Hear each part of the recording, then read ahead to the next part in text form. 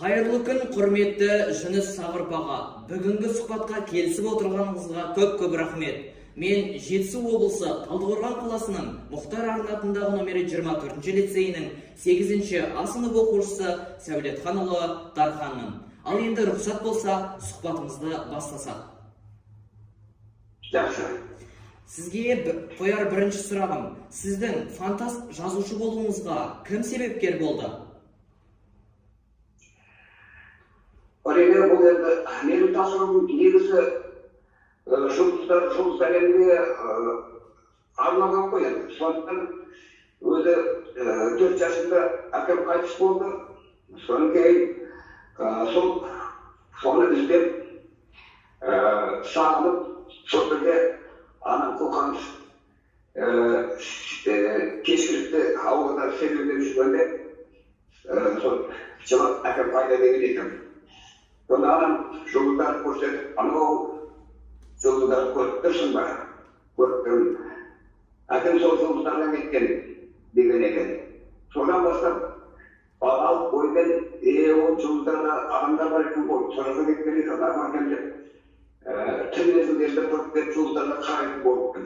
Сонда ол бір жаңағы армандау, ойлау деген мәселе содан басталған ғой.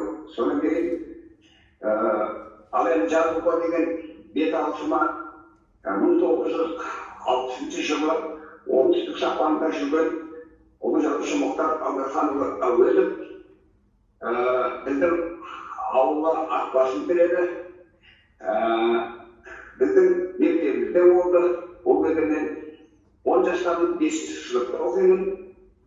Сонда да ұлы жазушылық бұл өзімді сонда құштар болдым. Мектепте де көрдім. Мектептен кейін ауылдың құрылысында кездесу болды. Кісілер көрді.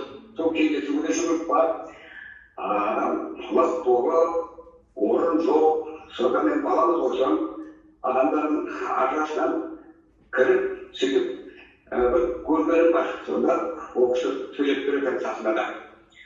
Одан кейін біздің өзі ауылымызда мектеп, анау кітапхана жағы өте жақсы болды, кітап қоры өте мол болды. Сол кітаптардың арасынан қазақ аударылған француздың ұлы жазушы Жюльверннің шығармаларын оқып жүрдім. Сөйтіп ойлап жүрдім, осы біздің қазақтың әдебиетінде неге сондай сериялы түрде болашақта шығармалар жоқ. Сол ойменен сол осы